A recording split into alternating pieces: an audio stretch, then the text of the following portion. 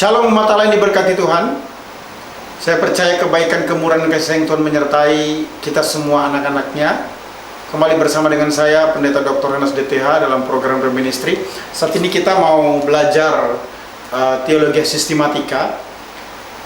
Mengapa ini penting? Karena saya mengumpamakan Alkitab itu seperti hutan, di mana ada banyak tumbuhan yang tumbuh,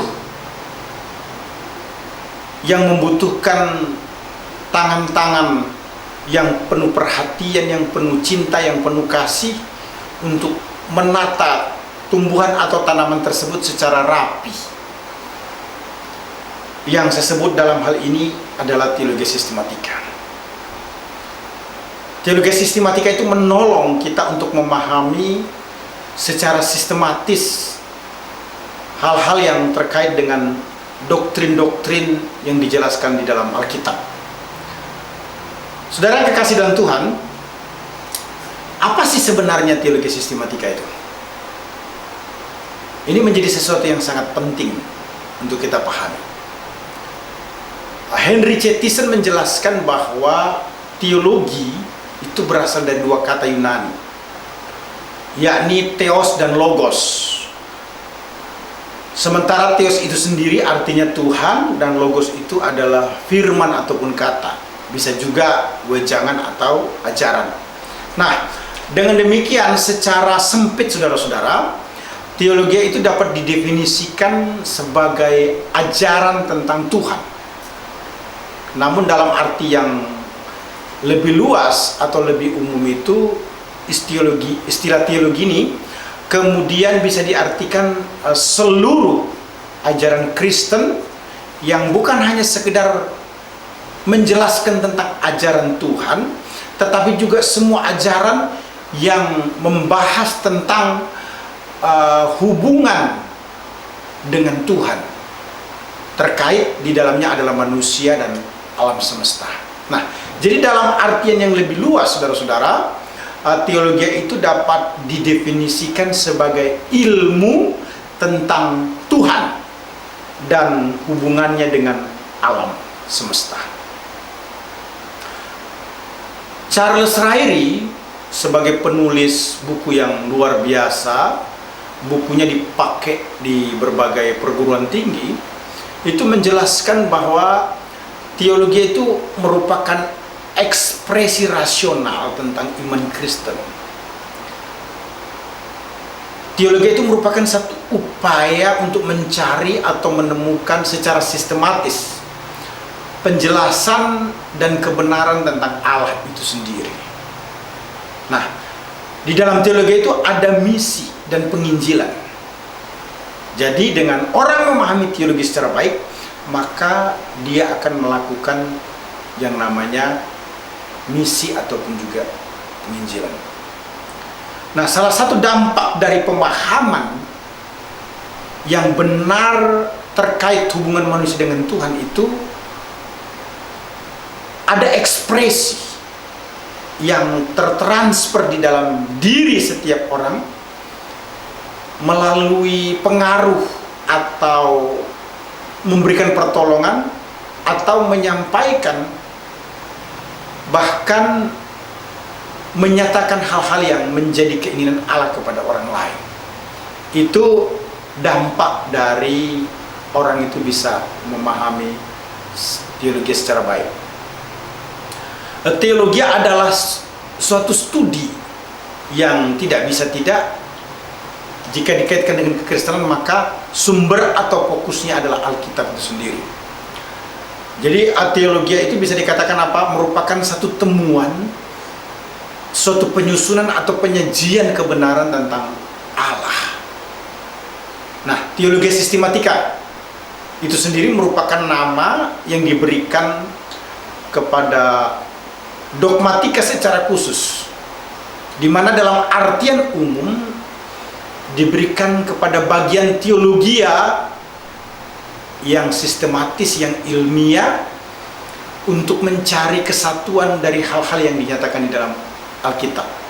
Sehingga teologi itu menjadi dogmatika atau etika, atau menjadi apologetika yang bisa disampaikan untuk menyatakan tentang iman ataupun juga membenahi hal-hal yang keliru. Jadi teologi sistematika ini merupakan urutan pembagian doktrin yang dilakukan secara sistematis, secara teologis, yang isinya sebenarnya meliputi semua kebenaran tentang Allah dan hubungannya dengan alam semesta. Saudara-saudara yang diberkati Tuhan, saya sudah menjelaskan tentang pengertian teologi sistematika itu. Nah, kemudian timbul pertanyaan selanjutnya. Kenapa sih orang perlu belajar teologi sistematika? Apa sih tujuannya sebenarnya orang belajar teologi sistematika? Saya ingin menyampaikan kepada kita betapa pentingnya belajar teologi sistematika itu, disebabkan karena tujuannya yang jelas. Nah, secara sederhana, teologi kan berarti memikirkan sesuatu tentang Allah dan mengekspresikan pemikiran tersebut dalam bentuk sikap.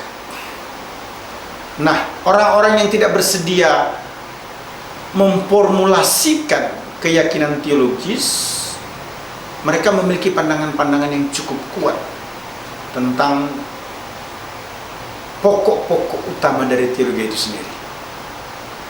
Maksudnya ada satu keyakinan teologi yang harus dipegang oleh seseorang. Itu sebabnya seseorang perlu belajar teologi sistematika. Itu merupakan tujuan teologi sistematika. Nah, hal ini disebabkan atau ada pendorong yang kuat untuk orang bisa memahami teologi sistematika. Karena manusia itu memiliki kemampuan intelek yang selalu berpikir tentang hal-hal yang praktis di dalam kehidupan ini, sehingga teologi sistematika itu menjadi penting. Itu salah satu tujuan daripada belajar teologi sistematika. Nah, itu sebabnya saudara-saudara, kita perlu merenungkan alasan-alasan dan memikirkannya secara khusus, sehingga kita mengambil satu keputusan terhadap teologi yang kita akan yakini, bahkan kita akan sampaikan kepada orang lain. Ada pokok-pokok teologi sistematika yang penting untuk kita ketahui di dalam kehidupan kita. Jadi teologi sistematika itu membantu menolong kita secara sistematis untuk melihat Alkitab. Kalau Alkitab itu saya umpamakan seperti hutan, maka teologi sistematika itu seperti kebun. Kebun, sebutlah ada bedeng-bedeng yang mengkhususkan tanaman-tanaman, ada bagian-bagian area untuk tanaman-tanaman tertentu, sehingga orang bisa menilai ataupun memahami jenis tanaman apa yang ada di kebun tersebut. Nah, demikian pula teologi sistematika itu. Ada pokok-pokok penting yang perlu kita perhatikan, yang akan membantu kita sehingga kita memahami kebenaran firman Allah itu secara sistematis. Nah, pokok-pokok teologi sistematika itu mencakup beberapa hal ya. Yang pertama disebut dengan teologi proper. Nah, ini bicara tentang Allah. Apa saja yang terkait dengan Allah itu biasanya dipelajari dalam teologi proper. Kemudian bibliologi. Bibliologi ini ilmu yang mempelajari tentang Alkitab. Apa saja yang terkait dengan Alkitab, apakah itu pewahyuan, apakah itu pengilhaman, apakah itu kanon Alkitab, dan yang terkait dengannya itu ada dalam bibliologi. Kemudian ada yang namanya angelologi. Angelologi ini teologi yang menjelaskan tentang malaikat. Bagaimana malaikat itu diciptakan, apa tugasnya, apa fungsinya. Ada malaikat-malaikat yang jatuh dalam dosa, ada malaikat-malaikat yang tidak jatuh, yang melayani, yang tetap tunduk kepada Allah, yang diutus untuk melayani manusia.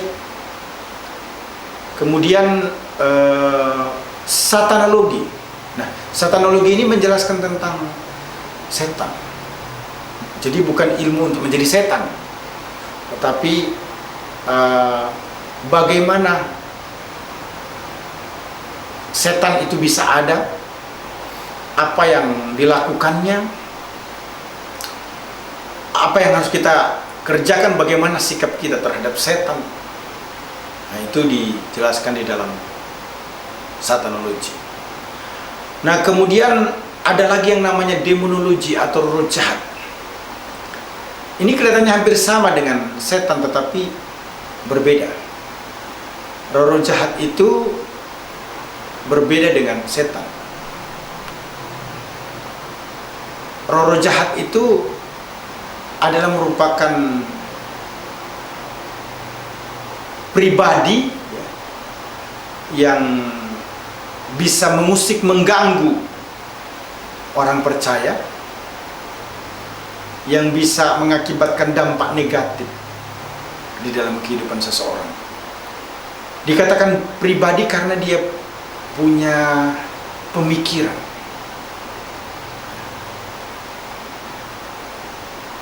Ada sistem kerja yang bisa kita lihat dari roh jahat itu. Selanjutnya antropologi. Antropologi ini bicara tentang ilmu tentang manusia. Manusia yang dimaksudkan itu adalah ciptaan Tuhan, menjelaskan bagaimana manusia itu diciptakan segambar dan serupa dengan Allah, menjelaskan bagaimana manusia itu memiliki tanggung jawab, bahkan juga menjelaskan bagaimana manusia itu jatuh dalam dosa. Segala sesuatu yang terkait dengan manusia itu dijelaskan di dalam antropologi, ilmu yang mempelajari tentang manusia. Selanjutnya ada yang namanya hamartologi, ilmu yang mempelajari tentang dosa, bukan belajar berbuat dosa, tetapi apa sih sebenarnya definisi dosa itu? Bagaimana keputusan punishment Allah terhadap dosa, dan bagaimana sikap kita terhadap dosa, bagaimana kita bisa mengalahkan dosa. Itu ada di dalam hamartologi. Apa saja yang terkait dengan dosa itu jelaskan di dalam hamartologi. Kemudian ada yang namanya kristologi, ilmu yang mempelajari tentang Kristus. Bukan ingin menjadi seperti Kristus atau menjadi Kristus, bukan. Ingin menjadi seperti Kristus yang saya maksudkan dikatakan bukan berarti menggantikan Kristus, itu maksud saya. Tapi kristologi di sini lebih menekankan kepada bagaimana Kristus itu dilahirkan, bagaimana dia dijelaskan dari sisi kemanusiaannya, dari sisi keilahiannya, apa yang Kristus lakukan, apa yang Kristus kerjakan. Itu semua terkait dengan kristologi. Kemudian ada yang namanya pneumatologi. Pneumatologi itu ilmu yang mempelajari tentang Roh Kudus, bukan menjadi Roh Kudus, tetapi berusaha memahami bahwa Roh Kudus itu adalah pribadi Allah. Roh Kudus itu adalah Allah itu sendiri. Dia punya pikiran, perasaan, kehendak. Dia melakukan sesuatu yang penting. Dia tetap berkarya.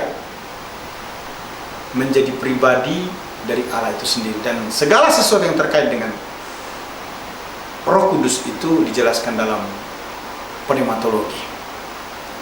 Kemudian soteriologi. Soteriologi ini bicara tentang ilmu tentang keselamatan. Bukan berarti supaya jadi juru selamat, tetapi menjelaskan bagaimana keselamatan itu bisa menjadi milik setiap orang percaya. Bagaimana orang yakin mendapatkan pengampunan dosa dan kepastian hidup yang kekal. Ada argumentasi-argumentasi yang kuat yang membuat orang itu sampai pada posisi bahwa dia pasti memperoleh hidup yang kekal ataupun juga diselamatkan. Eklesiologi itu ilmu tentang gereja atau tubuh Kristus. Bicara bagaimana gereja dilahirkan, yang disebut body Christ atau church. Tanggung jawab gereja, tugas-tugas orang percaya yang harus dikerjakan atau dilakukan. Bahwa gereja harus bertumbuh, orang percaya harus berbuah, orang percaya harus hidup seperti yang diinginkan oleh Kristus. Nah, kemudian diakhiri dengan eskatologi, bicara tentang akhir zaman. Bicara tentang bagaimana Yesus akan datang menjemput setiap saleh-salehnya. Menguraikan tentang bagaimana peristiwa kesusahan besar tribulasi akan terjadi. Ada berbagai penghakiman-penghakiman. Kemudian ada kerajaan 1000 tahun. Dan juga ada langit dan bumi yang baru atau kekekalan. Nah, semua itu dijelaskan di eskatologi. Penjelasan yang lebih komprehensif terkait dengan teologi proper, Allah, bibliologi, Alkitab, angelologi malaikat, satanologi tentang setan, pneumatologi tentang roh jahat, antropologi tentang manusia, hamartologi tentang dosa, kristologi tentang Kristus, pneumatologi tentang Roh Kudus, soteriologi tentang keselamatan, eklesiologi tentang gereja tubuh Kristus, eskatologi atau akhir zaman itu membutuhkan waktu ataupun juga penjelasan yang detail dalam perkuliahan di sekolah tinggi teologi ataupun di mana saja ketika istilah-istilah ini disebut, dia harus atau lebih baik jika ingin dipahami secara lengkap, sebaiknya dikaji satu persatu. Dan saya percaya Bapak Ibu yang setia dalam program ini akan dibantu untuk memahami teologi sistematika ini dengan baik. Tuhan memberkati kita semua. Immanuel. Amin.